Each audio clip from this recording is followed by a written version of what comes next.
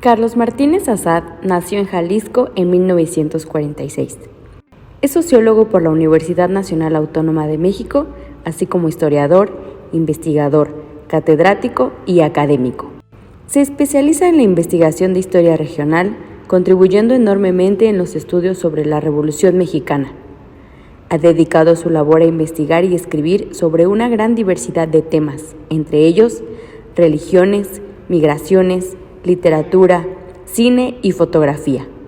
Ha publicado más de 10 obras, incluyendo El Laboratorio de la Revolución, La caída del Imperio Otomano y la creación del Medio Oriente, y Los rebeldes vencidos.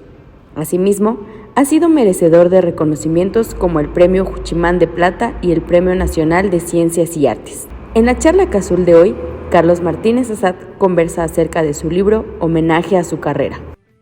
Mucho gusto, Mónica. Un gustazo y bueno, leyendo este libro homenaje, Carlos Martínez Azad, un hombre muy joven para recibir un homenaje así, así que lo podrás disfrutar bastante, digamos, porque hay a veces que los homenajes son póstumos o son cuando uno está en una edad muy avanzada, ¿verdad?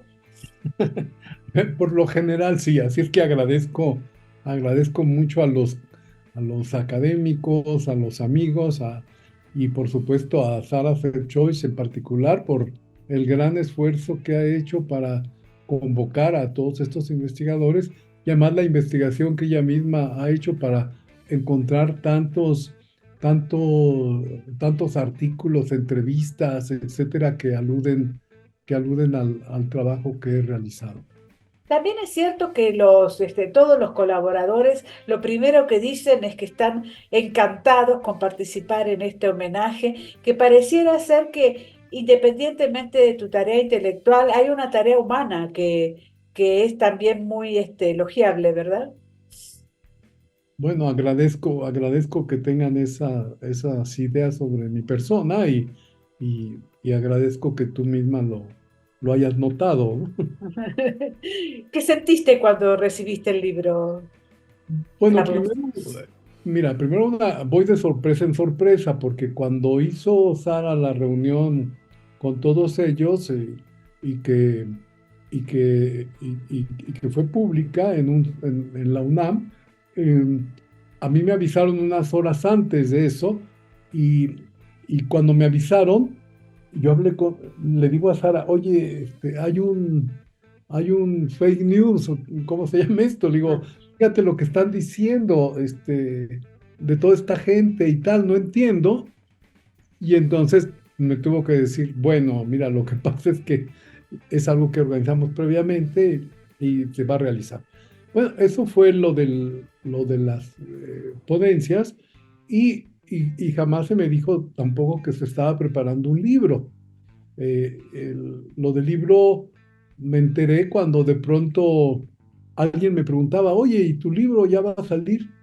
Yo decía, sí, ya salió el libro, está publicado. Creí que se referían a otra Sí, publicación, ¿no? sí, sí. Y, y bueno, sí, es una sorpresa cuando lo veo y lo leo y releo y pues la verdad estoy muy sorprendido de toda la gente que ha participado y de los conceptos que se vierten sobre mi persona y, y de nuevo pues siempre aprecié la capacidad intelectual y como pensadora de Sara, pero este libro me rebasa porque nunca creí que pudiera reunir todos los materiales que incluye en este libro. Hay más de 90 autores Sí. hablando de la relación o de la- el acercamiento que tuvieron conmigo a través de algún libro, de algún congreso, etcétera. Escritos que también coronan y certifican la función del Instituto de Investigaciones Sociales, ¿no? Que ha salido bajo su manto y al mismo tiempo da como una cierta mirada al instituto también, ¿no?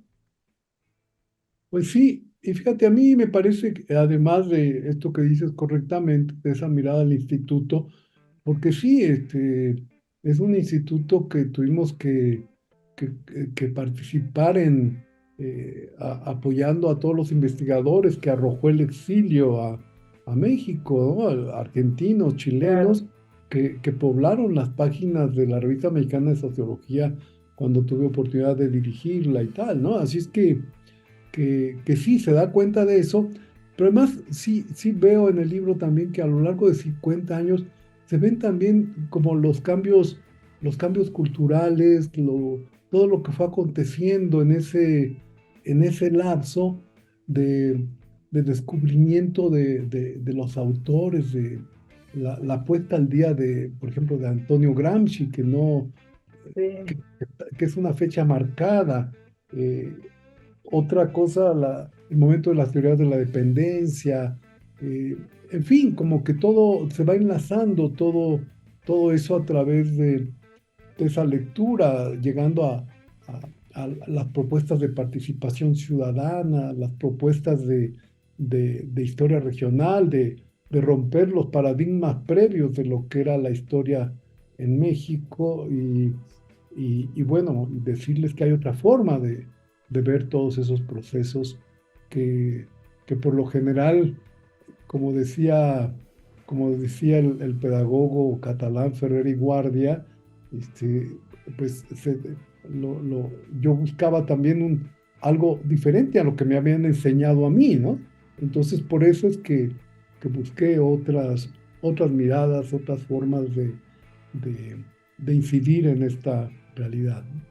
Hoy me levanté precisamente pensando en Gramsci porque es un pensador que cita la ultraderecha, por lo menos la ultraderecha de Milei, la última, la, la extrema derecha de Santiago Laje, hablando precisamente de la revolución cultural, digamos, que Claro. Gramsci hablaba, ¿no? Ahora, más allá de Gramsci, y más allá de todos los pensadores que han influido en ti, yo remarcaba también la importancia del instituto, porque hoy pareciera ser que las instituciones están muy frágiles en casi todo el mundo, ¿no? Es decir, antes uno sabía que había un instituto, que había un hospital, que había esto, que había lo otro, y ahora es tremendo lo que está pasando alrededor, ¿verdad?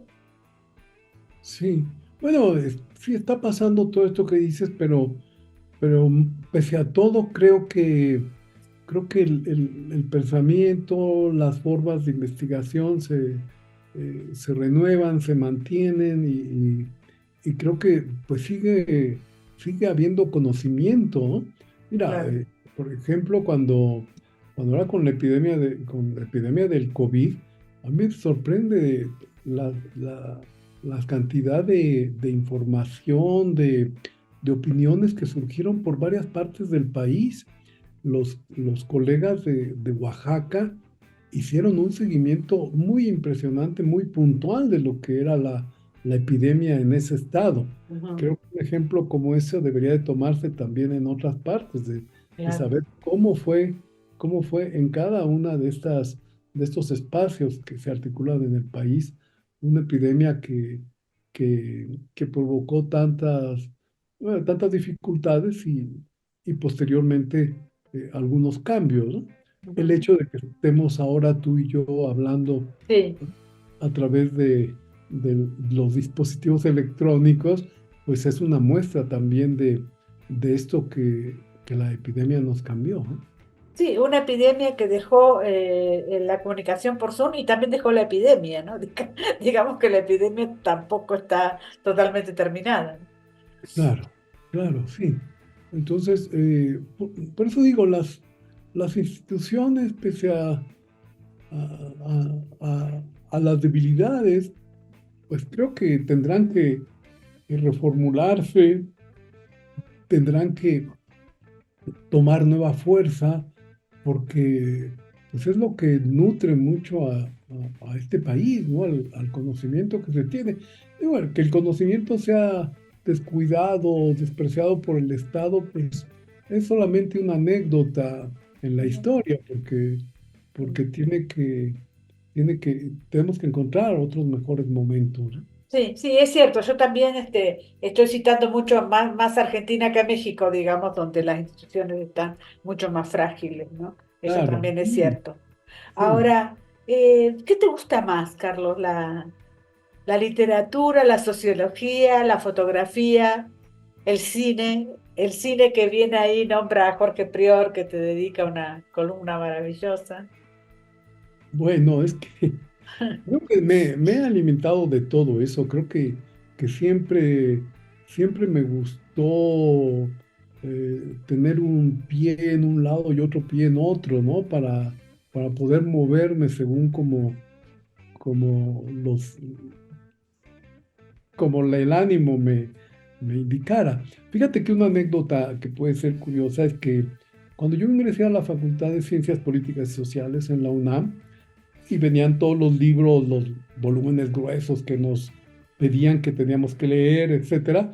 Entonces me puse como meta, yo cada vez que iba a la librería, este, decía, bueno, hoy toca libro teórico, y la siguiente vez, ahora toca una novela. Y así me la llevé siempre, compraba libros de una y otra cosa, ¿no? Entonces podía leer y podía solazarme también con alguna con alguna buena novela. Creo que pues no están tan separadas las cosas porque yo leí novelas desde la secundaria. Yo vivía en provincia, en Actopan, Hidalgo, no muy lejos de la Ciudad de México, pero yo tenía que encargar los libros y los, Claro. los pedía por correo a la editorial Sopena, que yo no sé ni siquiera si sigue existiendo eso, pero juntaba dinero y compraba un libro y así fue como leía a Tolstoy, a Dostoyevsky y todavía tengo algunos ejemplares por ahí traspapelados de esa época. Y eran unas ediciones con un papel muy corrientito y tal, pero pues yo me encerraba y leía Resurrección de Tolstoy a morir, ¿no? De la misma manera, ya en las bibliotecas accedía a otros personajes y bueno, siempre he dicho, y creo que se lo digo en la entrevista a Sara, de cómo me influyó Los Miserables De Víctor Hugo. de Víctor Hugo, eh, que ahí es cuando dije, yo tengo que trabajar para lo social, ¿no? Para evitar situaciones como las que veo a partir de esa novela. Tenía su parte muy romántica, ¿verdad? Desde luego, pero, pero creo que eso me fue llevando al estudio de las ciencias sociales, ¿no? Yo Ahora, había escuchado hablar mucho de Juan Rulfo y, y cuando llegué a la UNAM, lo primero que hice una tarde fue ir a la Biblioteca Central y pedir Pedro Páramo. Yo no tenía tampoco tanto dinero como para estar comprando libros, ¿no? ajá. Entonces me fui a ver Pedro Páramo y regresé al día siguiente a volverlo a leer y a volverlo a leer porque me había parecido absolutamente deslumbrante su lectura cuando yo tenía 18 años, ¿no? Sigue Así siendo que, deslumbrante Rulfo, ¿no? La verdad que es uno de los grandes escritores de México, ¿no? pues, pues sí, y sobre todo, eh, pues alguien que puede impactarte, ¿no? Con Sí. la manera como escribe, de manera, de forma muy definitiva. De hecho, uno de los primeros seudónimos que empleé como estudiante que escribía era Páramo. Me puse Páramo, nada más así. Y bueno, era por la importancia que le había dado a esa lectura, ¿no? Ahora, Mario Vargas Llosa habla precisamente de su gran disciplina, que una disciplina que mantiene desde la juventud. No bebe, siempre a la mañana empieza a escribir. ¿Tu disciplina ha sido el intercambio de las voces? Es decir, una vez fotografía, una vez cine, una vez literatura, una vez sociología. ¿Cómo ha sido tu disciplina, tu rigor creativo? Pues creo que eso lo dices de manera elegante, de cuál es digo, creo que todo se me viene al mundo, todo se me viene encima y corro a un archivo y corro a ver una película y corro a escuchar a algún conferencista que me interesaba y creo que toda la vida fue así, ¿no? Ese tipo ese tipo de ir, visitar, tratar de encontrar siempre otras formas de expresar. Pero fíjate que algo que es interesante, no sé si lo digan los colegas que hablan sobre fotografía, desde el primer libro que publiqué tiene fotos mías. Es decir, Ajá, siempre consideré que lo visual era algo fundamental, que si queríamos dar fe clara de lo que había sido ese movimiento, ese personaje que estudiaba, era muy importante para el público saber cómo era. Y, y creo, no sé si tenga, más bien es al revés, no sé si tenga un libro donde no haya fotografías. ajá. Creo que siempre que estaba estudiando el movimiento de Tomás Garrido Canaval, entonces aparecían fotos de Tomás Garrido y de su movimiento, eh, con Saturnino Cedillo lo mismo, y luego incluso me di a la tarea de buscar esos archivos y hacer que se resguardaran y se hicieran otras publicaciones con esos archivos ya de manera, pues, pensando mucho más en lo visual, ¿no? Así es que pienso que sí ha estado como involucrado todo esto al mismo tiempo. No creo que pueda compartimentalizar, sino que siempre, Siempre hubo un fluido, digamos, entre las diferentes actividades. Sí. sí, sí. Ajá, así, así es. No sé Ahora, si eso haya redundado en algo bueno o no tanto. ahora también es cierto que este libro condensa un poco la cantidad de pensamientos, no solamente tuyos, sino de los que participan. Hay como una manera de pensar, una manera de actuar en esos 50 años del siglo XX-XXI, digamos, ¿no? Una manera de pensar que probablemente ahora esté cambiándose, esté transformándose. ¿Cómo la ves tú? Eh, ¿Por qué transformándose? Eso no lo entiendo bien. No, porque creo que el mundo está tan cambiante ahora que no sé cómo lo ves tú, si es todavía potable, cómo lo ves, digamos, ¿no? Ujú. Bueno, mira, para la sociedad, para las disciplinas sociales, pues el material que produce la sociedad es inagotable, ¿no? Todo el Claro, tiempo estamos encontrando nuevas formas. eh, en estos mismos días descubrí que amigos colegas que están haciendo sobre las nuevas investigaciones sobre las nuevas formas de trabajo, porque ya no es lo mismo, ya no es el obrero que llega a la fábrica y produce, sino hay ahora demasiada, se ha abierto demasiado también el espectro de ese trabajo.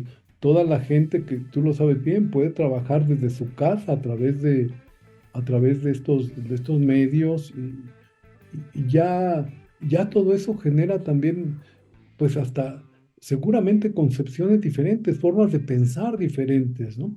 Ya no se, ya para la relación no es necesaria la interacción personal, sino que puede ser a través de estos medios.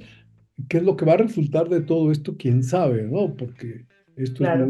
es muy novedoso, pero por supuesto que está cambiando y muchos colegas se están actualizando y pensando en eso que tiene de nuevo la sociedad, pero pues sin duda, sin duda también hay pues todavía cosas que nos jalan, ¿no? De intereses en temas que a lo mejor ya no resultan relevantes, ya no resultan de gran interés, pero que bueno, de todas maneras están ahí, ¿no? ¿Lo social se contrapone con lo político en estos momentos? Bueno, yo creo que la política, los políticos han sido muy celosos, evitando que lo social pueda influirles de manera más terminante. Y creo que esto, pese a todo, eh, se ha acrecentado en nuestros tiempos. Creo que anteriormente, mira, cuando yo recuerdo al número de presidentes de la República o gobernadores que he saludado de mano, digamos que he tenido así un contacto personal, bueno, esto es algo que cada vez se ha alejado más, ¿no? Eso es algo que ya, es decir, esa posibilidad de que la sociedad acercándose al gobernante y tal, se ve como como algo realmente alejado, ¿no? Cuando yo les comento a mis hijos esos de que cómo pude saludar al presidente cuando llegó a la escuela secundaria a Claro. saludarnos, pues es algo que ahora sí todo el mundo dice, ¿a qué horas? ¿En dónde puedo uno ver a encontrar al presidente? Que no sea en el Zócalo ahí con miles de personas más, ¿no? Ujú. Eh, y pues supongo que lo mismo para un gobernador. Entonces, bueno, es una anécdota simplemente, pero sí de un alejamiento más que de una cercanía. Y como yo lo he dicho y creo que se expresa en el libro, eh, en la participación que yo he tenido cercana a lo más político, pues ha sido más bien impulsando la participación social. Es decir, que fuese la participación social a lo que pusiéramos mayor interés, y los políticos no se dejan, los políticos siguen pensando que la política es su patrimonio y no permiten un mayor acercamiento. Si tú quieres dar una idea sobre cómo solucionar el problema de los migrantes, pues quién sabe a quién se lo tienes que decir, ¿no? Porque no hay ninguna autoridad competente, etcétera, que pueda estar disponible para que tú le menciones, mire, de acuerdo con lo que pasa en otros países, los problemas de migrantes se han resuelto de esta manera o del otro. No, no hay interés. O cómo podrías acercarte para decir, el problema del agua puede tener algunos visos de solución si se consideran o estos elementos o estos otros, cuestiones que se han avanzado en la investigación, por ejemplo, y que sin embargo las autoridades no muestran una intención de acercarse a ese conocimiento, a esa otra forma que que no sea la propia de ver los problemas, ¿no? Carlos, muchas felicidades por este libro, un libro de tapa roja. No me puedo despedir sin preguntarte, por supuesto, como experto en Medio Oriente, qué es lo que va a pasar con la guerra de Gaza, qué es lo que va a pasar con Israel, con el Estado palestino. Lamento terminar la nota así, pero es inevitable preguntarte algo así, ¿no? Pues sí, es una pregunta válida, pero es una pregunta muy seria que Claro, pues, requiere lo que he estado haciendo yo sí. en el Seminario Universitario de Culturas del Medio Oriente, tratar de explicar qué es lo que ha provocado llegar a una situación como la actual y desde luego hasta dónde se podría llegar. Y por supuesto en mis intereses pues está esa forma de divulgación que permiten el periodismo y en proceso salen quincenalmente mis colaboraciones respecto a estos problemas y y me meto por un lado y por el otro, etcétera, para tratar de encontrar hacia dónde puede conducir todo esto y pues la verdad es que el diagnóstico es pesimista porque cuando es un conflicto que dura más de 70 años, pues, eh, pues difícilmente puede tener la solución si no hay el convencimiento de todas las partes y la disponibilidad para acuerdos que por el momento parecen muy lejanos, ¿no? Muy lejos de realizarse. Así es que creo que como ahí me refugiaré en lo académico, pensando más en las hipótesis, en de qué manera se puede solucionar todo esto a la espera de que haya cambios que lo permitan.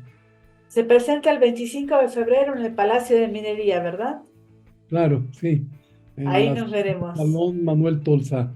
Perfecto. Me Un dará mucho abrazo, gusto verte por ahí. un Verlos. abrazo. Muchas gracias. Gracias.